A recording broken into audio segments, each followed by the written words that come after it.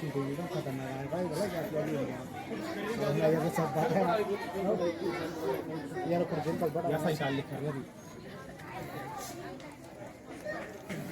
करतो साहेब आम्ही कुठेही त्यांना धार्मिक कार्य असलं तर लगेच आपलं काम सोडून त्या ठिकाणी कार्यक्रमाला हजर होतात.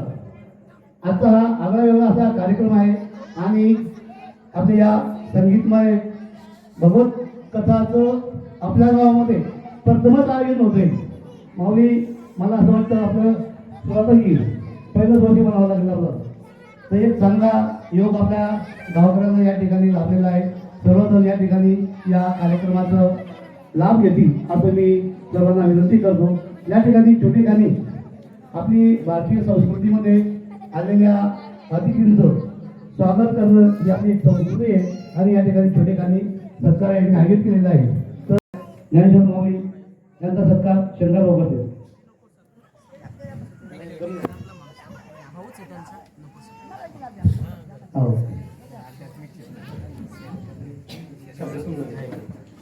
आलेल्या सर्व अतिथींचं पळाशीकर प्रचंड भाऊ बाबाजींचे परमपूज्य वडील आणि आलेले सर्व मंडळी यांचं या आयोजकामार्फत मी शब्दसंबंधांनी या ठिकाणी स्वागत करतो.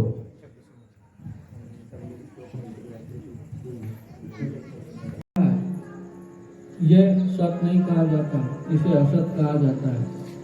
लेकिन जब तक हमारा यह शरीर है, जब तक इस शरीर में हमारी स्थिति है, तब तक इसे सच्चा मानकर हम जीते जाते हैं. हमारे जीवन को हम इस ढंग से जीते कि ये हमेशा रहने वाला है और ये हमेशा रहता नहीं.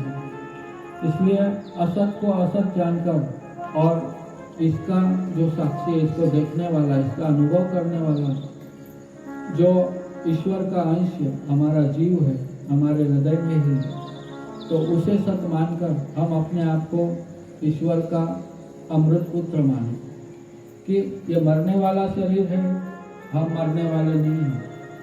जैसे ईश्वर अजर अमर अविनाशी है, वैसे हमारा मूल स्वरूप भी अजर अमर अविनाशी है. कि जन्म हुआ तो शरीर का हुआ, मृत्यु होगी तो शरीर की होगी, लेकिन हमारा ना जन्म हुआ और ना ही हमारी मृत्यु होती है. यह शरीर को हम वैसे धारण करते हैं जैसे हम कपड़े अपने शरीर पे धारण करते हैं और अगले दिन उन्हें त्याग कर फिर दूसरे धारण कर लेते हैं. तो ऐसे ही जन्म प्रति जन्म हम पुराने शरीरों को छोड़ देते हैं और नए शरीरों को धारण करते जाते हैं.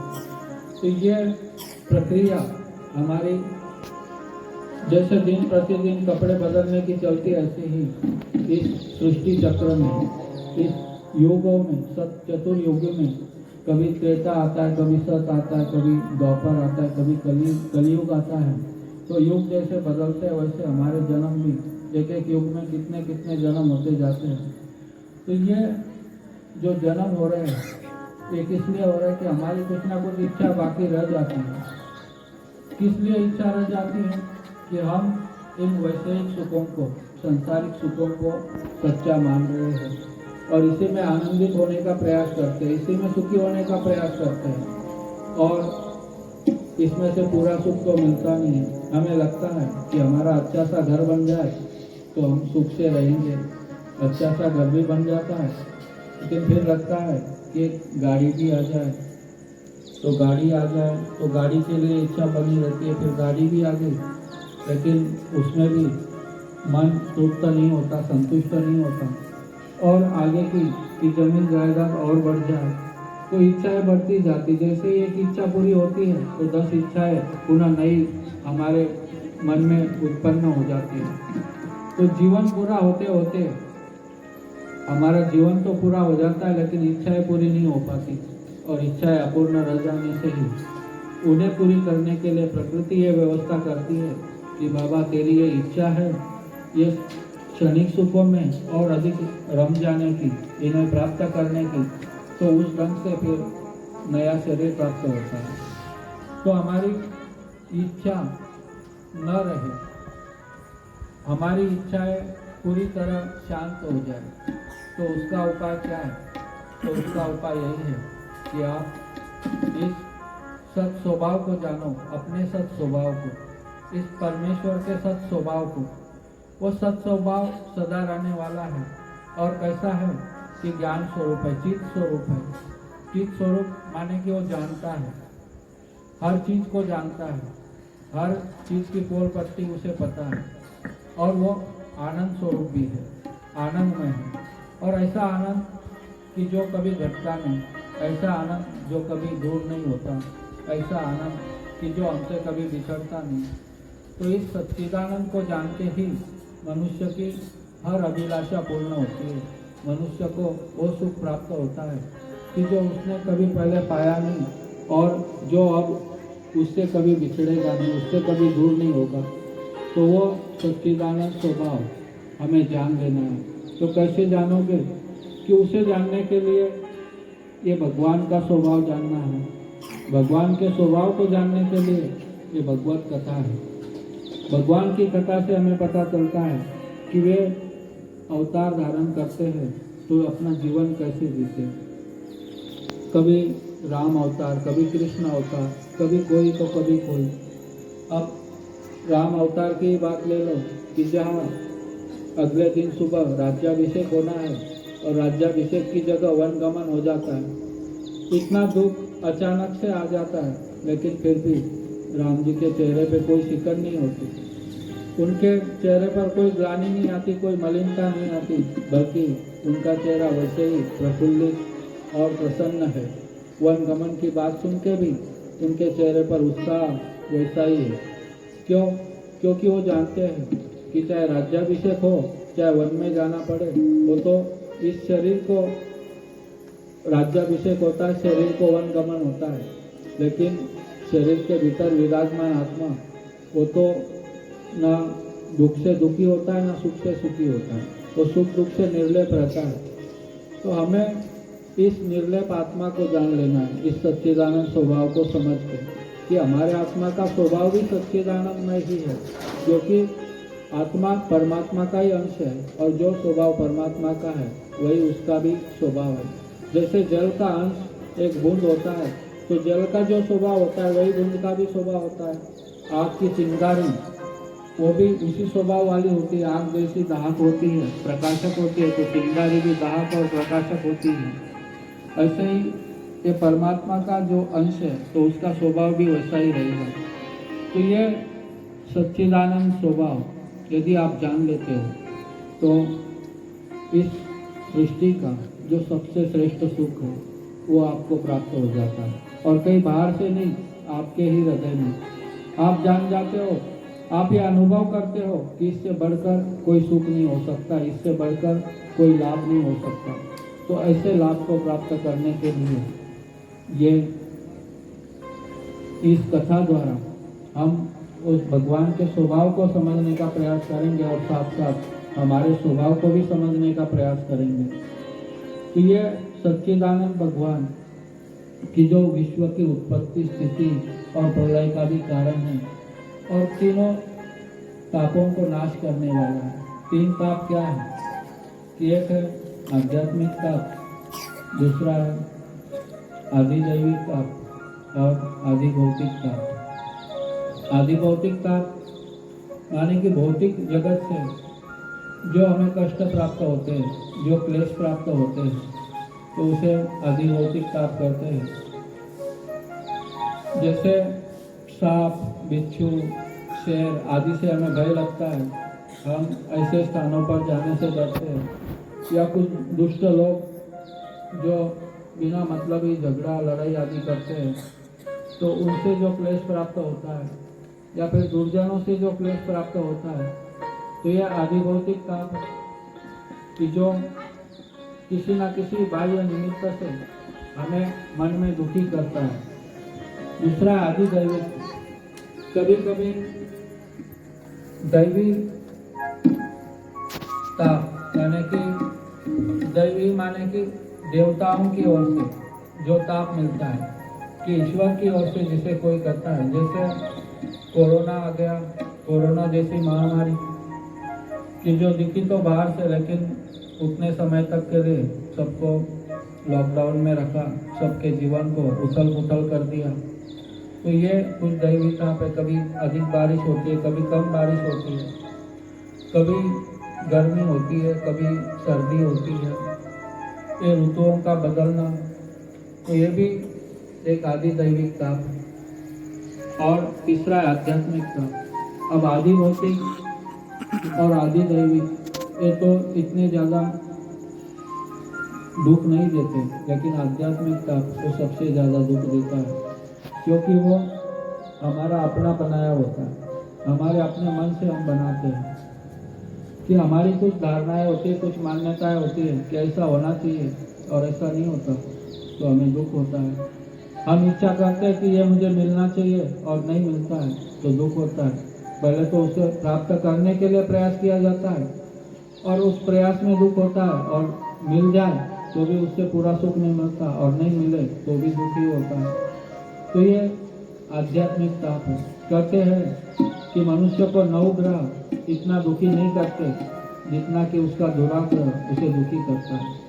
तो ये दुराग्रह व्यक्ति जब रखता है कि मेरे बेटे को ऐसा करना चाहिए, मेरी बेटी को ऐसा करना चाहिए, मेरे माता पिता को ऐसे रहना चाहिए, मेरे पड़ोसी को ऐसे रहना चाहिए, तो अपनी जो मान्यता है, अपनी जो धारणा है, वो जब हम दूसरों पर थोपते हैं, दूसरे से वैसी अपेक्षा करते हैं, वैसी आशा रखते हैं, तब हमें वो वैसा न चलने से दुख होता है।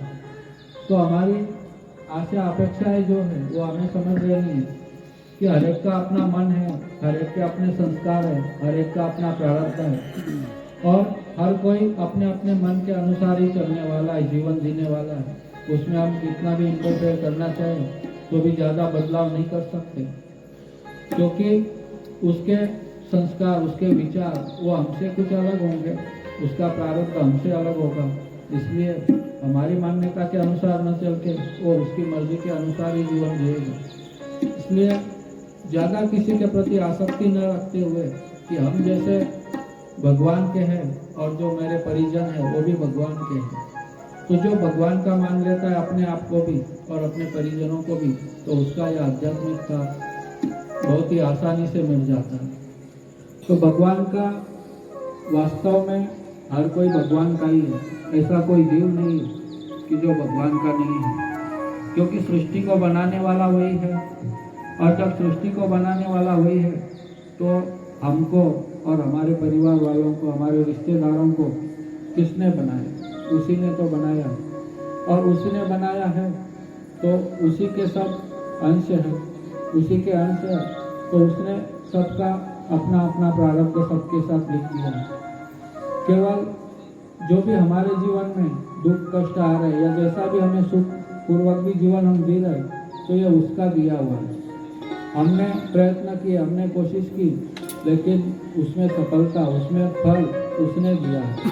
और जब व्यक्ति ऐसा मान लेता है तब अपनी सफलता में वो अभिमानी नहीं होता, और अभिमानी न बनने से दूसरों को तुच्छ नहीं मानेगा, और जो दूसरों को तुच्छ नहीं मानेगा वो सबके साथ आदर पूर्वक बर्ताव करेगा, और जो सबके साथ आदर पूर्वक सम्मान पूर्वक बरतता है तो उसे सबकी ओर से आदर और सम्मान ही प्राप्त होता है। लेकिन जो अपने आप को श्रेष्ठ, अपने आप को कुछ विशेष मान लेता है तो सबके साथ आदर के साथ बर्ताव नहीं कर सकता, और इसलिए और लोग भी उसका आदर या उसका सम्मान नहीं कर सकते। यदि हम सम्मान चाहते हैं तो उसकी शर्त यह है कि हम दूसरों को सम्मान दें। हम सुख चाहते हैं तो औरों को भी सुखी करने का प्रयास करें, जितना हमसे हो सके उतनी हम सेवा करें, उतना सत्कर्म करें, और इन सत्कर्मों के द्वारा, इन सेवा आदि कार्यों के द्वारा ही हम औरों के जीवन को भी और अपने जीवन को भी वास्तविक में सुखी बना लेते हैं, और इन तीनों तापों से छूट सकते हैं। जो भी भगवान ने हमारे लिए परिस्थिति दी है तो हमारे भविष्य को ध्यान में रख के, हमारे प्रारब्ध को ध्यान में रख के ही उसने सब दिया है। इसलिए जो परिस्थिति हमारी है, जो हमें प्राप्त है, तो उसी में हमें संतुष्ट रहना है कि जो प्राप्त है वो पर्याप्त है, और अधिक हम जितनी चाह करते हैं तो उतने हम ही दुखी होते जाते हैं। जो भी हो रहा है तो अच्छा ही हो रहा है, जो भी है वो अच्छा ही है, जो होगा वो भी अच्छा ही होगा। तो ऐसी भावना जिसकी बन जाती है तो उसके लिए तो सारा जीवन आनंददायी बन जाता है। एक राजा कि जिसका मंत्री वो थोड़ा धार्मिक था और वो हर बात में यही कहता था कि जो भी होता है अच्छा ही होता है, बुरा कुछ नहीं होता। तो एक बार तलवार से कुछ करते करते राजा की उंगली कट गई और राजा ने कहा अरे ये कितना बुरा होता। तो मंत्री ने कहा कि नहीं कोई चिंता मत करो, जो होता है अच्छा होता है। और जब उसने ऐसा कहा कि जो भी होता है अच्छा होता है तो राजा को तो गुस्सा आ गया। राजा ने तुरंत कहा कि मेरी उंगली कटी और तू कह रहा है कि जो होता है अच्छा होता है। तो हाँ राजन, बुरा मत मानना, लेकिन जो भी होता है अच्छा होता है। तो राजा का गुस्सा तो और बढ़ा। उसने सिपाहियों को आदेश दिया कि इसको जेल में डाल दो, जेल में रहेगा ना, पता चलेगा जो भी होता है अच्छा होता है। तो सिपाहियों ने पकड़ा और उसे जेल में डाल दिया। अब दूसरे दिन राजा शिकार करने जाने वाला था। तो वो वैसे तो मंत्री को साथ ले जाता था, लेकिन अब मंत्री को थोड़ा सबक सिखाना था, तो इसलिए उसे जेल में ही रहने दिया और राजा कुछ सैनिकों के साथ जंगल में चला गया। जंगल में जाकर शिकार के पीछे भागते भागते, अपना घोड़ा दौड़ाते दौड़ाते राजा अपने सैनिकों से अलग हो गया और जंगल में रास्ता भटक गया। कुछ आगे जाकर जंगली लोगों ने उसे पकड़ लिया और उसे पकड़कर तो अपने जहाँ उनका बसेरा था वहाँ ले गए और उसे सजाने लगे, अच्छा अच्छा खिलाने पिलाने लगे। राजा की कुछ समझ में नहीं आ रहा था कि ये क्या हो रहा है, लेकिन इतना तो वो समझ ही गया कि ये लोग मुझे बंदी बना के ले आए हैं। अब देवी के मंदिर के सामने राजा को लाया गया और वो मुखिया आदेश देता है कि अब इसकी बलि चढ़ाओ। और जब बलि चढ़ाने के लिए वो आगे आते हैं तब देखा कि राजा की उंगली कटी हुई है। तो उस पुरोहित ने कहा कि ये बलि नहीं चलेगी, ये खंडित है, इसकी उंगली कटी हुई है। तो उन लोगों ने उसे छोड़ दिया और तब राजा को याद आया कि जो भी होता है अच्छा होता है, मेरी उंगली कटी थी। तब मंत्री ने कहा था कि जो होता है अच्छा होता है, तो वास्तव में अच्छा हुआ कि मेरी उंगली कटी थी। यदि उंगली नहीं कटी होती तो आज सिर ही कट जाता। राजा वहाँ से जैसे तैसे अपने राज्य में आया और उसने अपने मंत्री को छुड़ाया, मंत्री को जेल से मुक्त किया। मंत्री दरबार में आया तब राजा ने कहा कि तुमने कहा था कि जो होता है अच्छा होता है मेरी उंगली कटने के बाद, लेकिन मैं एक बात के लिए सोच रहा हूँ कि मैंने तो तुम्हें जेल में डाल दिया, तो वो कैसे अच्छा हुआ कि मेरी उंगली कटी थी इसलिए मेरी बलि नहीं चढ़ी, मैं तो बच गया, वो तो अच्छा हुआ। लेकिन ये तो बुरा हुआ कि तुमको जेल में रहना पड़ा। तो मंत्री कहता है कि नहीं राजन, ये भी अच्छा ही हुआ। बोले कैसे अच्छा हुआ? कि यदि मैं जेल में नहीं होता तो तुम मुझे साथ ले जाते। तो जी राजा ने कहा ठीक है, मैं तुम्हें साथ ले जाता और तुम जिस शिकार के पीछे दौड़ रहे थे मैं भी तुम्हारे साथ आता, तो बराबर कि तुम भी मेरे साथ आते। तो तुम पकड़े गए तो मैं भी पकड़ा जाता, कि वो भी ठीक। तो तुम्हारी तो बलि नहीं चढ़ी, तुम्हारी तो उंगली कटी थी, तो तुम तो रह जाते और मेरी तो उंगली कटी नहीं थी, मेरी बलि चढ़ जाती। इसलिए ये भी अच्छा हुआ कि मैं यहाँ जेल में था, तो मैं जेल में होने के कारण मैं भी बच गया। तो राजा ने माना कि हाँ तुम्हारी बात तो बिल्कुल सही है कि जो होता है अच्छा ही होता है। तो जैसे जीवन के प्रसंगों से वो राजा ने माना, तो हम आज से ही माने, क्योंकि जो होता है वो ईश्वर का विधान है, ईश्वर की मर्जी है। और जब इस बात को हम मान भी लेते हैं तो हमारा जीवन हम जितना दुख होना चाहिए दुखद परिस्थिति का, उतना मन दुखी नहीं होता है। ईश्वर कुछ परीक्षा ले रहा है या हमारे कुछ कर्म है, हमारा कुछ प्रारब्ध है, ऐसा मान के भक्त जब सह लेता है तो दुख भी उसके लिए दुखदायी नहीं होता और वो भी उसे तपस्या का फल देता है। तपस्वी तो तपस्या करके अपने शरीर को दुखी करता है, अपने मन को दुखी करता है, लेकिन हमारे जीवन में जो दुख आते हैं, जो संघर्ष आते हैं, तो वो भी ईश्वर प्रदत्त है, ईश्वर के हैं, ऐसा जब हम मान लेते हैं तो तपस्या का फल हमें अपने जीवन में ही प्राप्त हो जाता है। इसलिए जीवन के संघर्षों में, जीवन के दुखों में कभी हताश मत होना, कभी निराश मत होना, लेकिन ईश्वर हमें तपा रहा है। और जैसे सोना तप के ही वो आभूषण बनता है, हर चीज को हीरे को घिसने के बाद ही उसे अंगूठी में आदि में लगाया जाता है। तो ऐसे ही जीवन में संघर्ष आता है, तभी जीवन सुखमय बनता है, आनंदमय बनता है। तो ईश्वर हमें हीरे की तरह घिस रहा है या सोने की तरह तपा रहा है, ऐसा समझ के उस संघर्ष में भी, उस दुख में भी आनंदित रहने का अपना स्वभाव बना लो।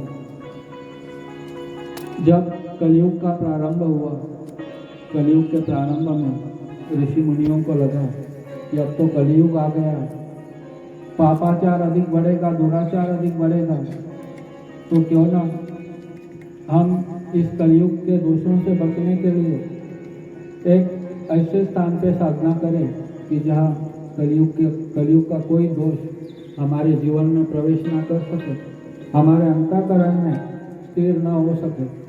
और इसलिए उन सब ने ब्रह्मा जी की प्रार्थना की। जो सिद्ध थे वो सीधे ब्रह्मलोक गए और ब्रह्मा जी से पूछा कि अब कलयुग से बचने के लिए हम कहाँ रहे, कहाँ हम साधना करें।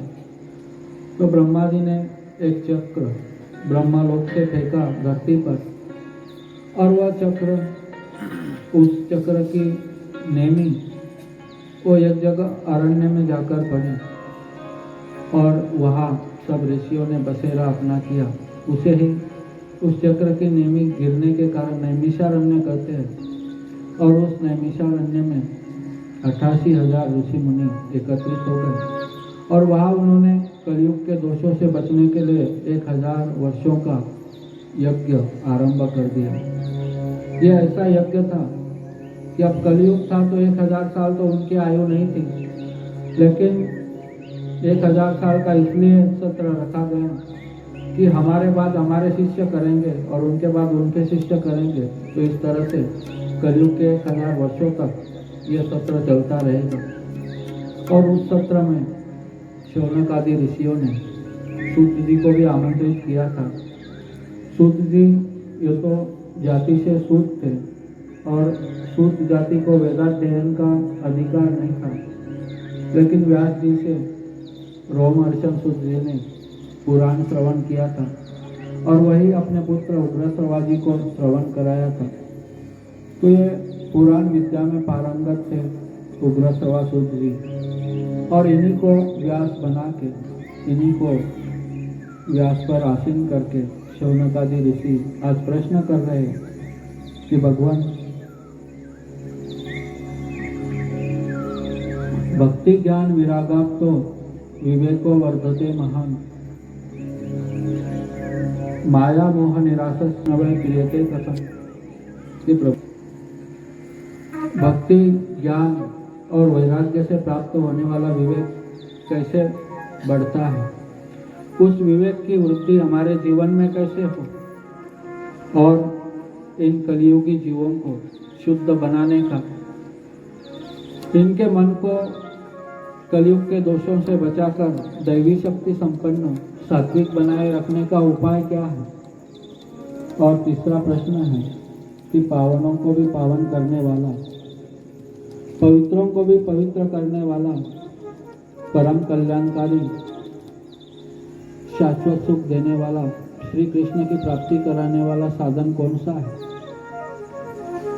ऐसे प्रश्न जब शौनक ने किए हैं तब सूत जी कहते हैं कि शौनकादि मुनियों, देखो कलयुग तो आ चुका है और ये कलयुगी छोटी छोटी बातों में लड़ाई झगड़े करते हैं। उमा कली की यही बड़ाई, खावई रोटी करई लड़ाई, कि भोजन तो अपने घर का करते हैं लेकिन बातें दूसरों की रात दिन करते रहते हैं, रात दिन दूसरे के दोषों का बखान करते रहते हैं। औरों की चर्चा में ही इन्हें मज़ा आता है, औरों की निंदा करने में इन्हें बहुत रस मिलता है, बहुत आनंद मिलता है। हर किसी की निंदा, किसी का छोटा सा दोष हो उसका भी बड़ा चढ़ा के बोलने में इनको मज़ा आता है। और ऐसे दूसरों की निंदा करके दूसरों के पापों को भी अपने माथे पर लेने वाले लोग अब इन्हें सात्विकता से संपन्न कैसे कराया जाए, इन्हें दैवी शक्ति से अवगत कैसे कराया जाए, इनके मन को पवित्र कैसे बनाया जाए।